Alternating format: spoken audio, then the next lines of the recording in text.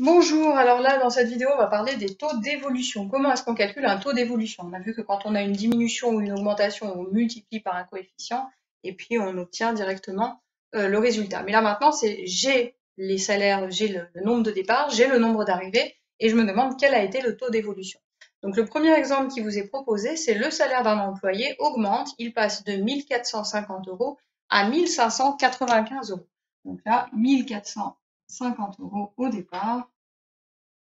Très bien. Et il passe ensuite à 1595 euros. Donc là, on se demande de combien, quel pourcentage ça a augmenté. Alors, la première question, c'est de combien a augmenté le salaire. Donc là, il n'y a pas de pourcentage, c'est juste de combien ça a augmenté. Quand vous avez ce genre de questions, vous ne vous posez pas de difficulté particulière. Vous calculez simplement 1595 moins les 1450 pour voir un petit peu de combien a augmenté le salaire. Là, ici, ça vous fait un total de 145 euros. Ok, donc le salaire a augmenté de 145 euros. Donc là, maintenant, la question, c'est d'accord, 145 euros, c'est beaucoup ou c'est pas beaucoup finalement? Là, pour 145 euros d'augmentation, sur ce salaire-là, on pourrait dire, bah oui, c'est pas mal quand même. Mais si vous avez quelqu'un qui touche 10 000 euros, allez, soyons fous, il touche 20 000 euros. Vous avez quelqu'un qui touche 20 000 euros, et puis on lui augmente son salaire de 145 euros. Là, ici, 145 euros par rapport à 20 000, c'est quand même pas fou, hein. Alors que si vous avez un tout petit salaire, mettons, il y a quelqu'un qui touche un tout petit salaire qui se retrouve à 400 euros, vous avez un salaire à 400 euros. Si le salaire à 400 euros, vous l'augmentez de 145 euros, d'un coup, là, ça fait une grosse augmentation. Vous avez quelque chose qui a vraiment beaucoup augmenté. Alors, qu'est-ce qui fait que 145 euros, ça augmente beaucoup un salaire de 400 euros, alors pour un salaire à 20 000 euros, vous l'augmentez de 145 euros, bah, ça fait pas grand-chose finalement, ça ne change pas grand-chose au départ. Eh bien, c'est parce que justement, on va regarder, on va faire un rapport. Un rapport par rapport à 400 euros, 145, c'est pas beaucoup. C'est beaucoup. Par rapport à 20 000 euros, 145 euros, c'est pas beaucoup. Et un rapport en maths, quand on calcule un rapport, on va faire une division.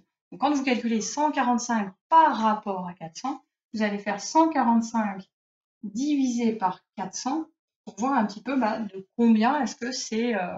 Combien est-ce que c'est. Et là, ici, 145 par rapport à 20 000, combien est-ce que c'est? D'accord? Et si jamais vous le voulez en pourcentage, ce rapport, vous allez en plus multiplier par 100. Alors, je vais simplement regarder là les calculs que ça va donner. C'est pas demandé ça, hein, c'est juste une explication. Donc, 145 divisé par 400, ça vous fait du 0,3625. 0,3625. Ça veut dire que vous avez une augmentation de 36,25%. C'est pas mal, une augmentation de 36,25% quand même. Alors que si vous faites un 145 par rapport à 20 000, là vous vous retrouvez avec un 0,00725. Donc là, vous n'avez même pas 1% d'augmentation. C'est rien finalement, 145 par rapport à 20 000, il n'y a même pas 1% d'augmentation. Alors c'est non négligeable, hein, on est d'accord, 145, c'est quand même ça de gagner. Mais ça fait pas grand-chose par rapport à 20 000. Alors que 145 par rapport à 400, ça fait une grosse augmentation. Donc c'est pour ça qu'on va faire ici un quotient, c'est vraiment pour avoir le par rapport à ce qu'on avait au départ. Alors si on reprend ce qu'on a, nous on n'avait pas un salaire à 400, on n'avait pas non plus un salaire à 20 000, on avait un salaire de 1450 euros au départ. Donc nous, finalement, ce qu'on a fait là, c'est qu'on avait 1450 euros et là, on a rajouté plus 145 euros. Donc on a rajouté 145 euros à 1450. Finalement, qu'est-ce que j'ai fait? J'ai fait une augmentation de 145 euros par rapport à 1450. Là, ici, je fais mon calcul, voir un petit peu ce que ça donne. Je veux un résultat en pourcentage, donc je multiplie par 100, ici. Et 145 par rapport à 1450, ça va vous faire du 10%. Donc là, j'ai eu une augmentation de 10%, ce qui est quand même non négligeable. D'accord? Donc là, vraiment, le calcul que j'ai fait, c'est une augmentation par rapport, ici. Ça, c'est très très important et c'est pour ça qu'on obtient un pourcentage. Alors, le pourcentage, qu'est-ce que ça veut dire? Ça veut dire que si j'avais eu un salaire de 100 euros au départ, j'aurais eu une augmentation de 10 euros. Moi, j'ai eu un salaire de 1450 euros, je l'ai augmenté de 10%, donc de 145 euros. Alors, si on s'attarde un petit peu plus sur le calcul qui a été fait là, finalement, comment j'ai trouvé 145? Voilà.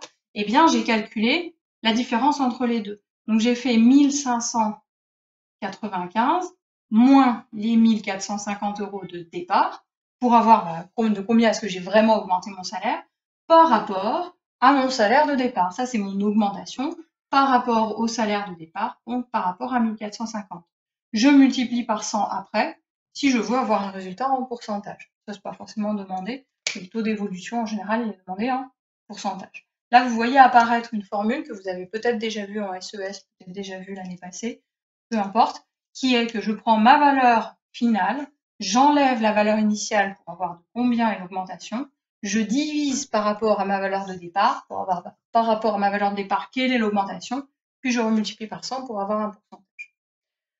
Donc là, ici, dans la définition que vous avez juste en dessous, on vous dit que vous avez une valeur initiale VI et une valeur finale VF. Donc valeur finale, valeur initiale. Je les soustrais pour avoir de combien j'ai augmenté. Je divise par la valeur initiale pour savoir par rapport à ma valeur initiale de combien est vraiment cette augmentation, puis je remultiplie par 100.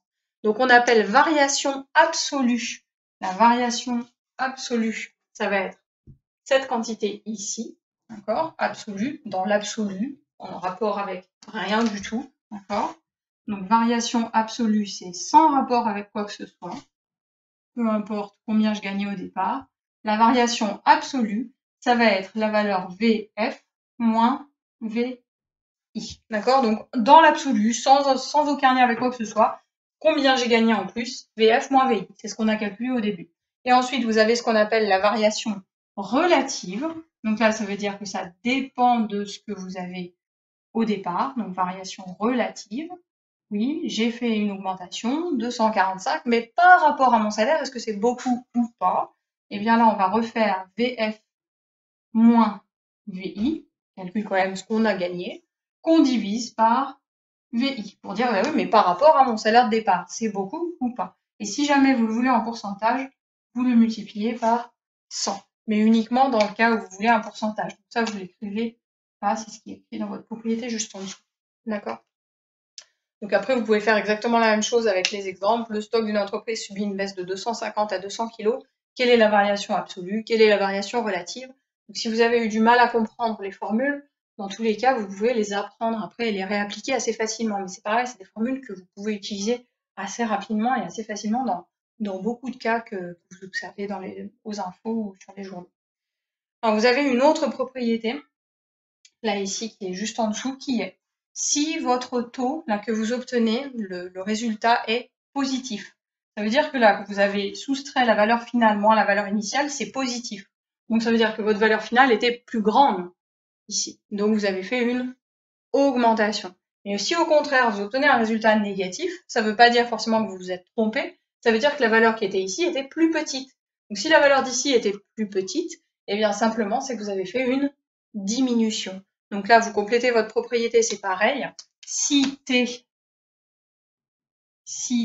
est positif, alors on a une augmentation. Mais si jamais vous avez t qui est négatif, donc si t est négatif, alors on a une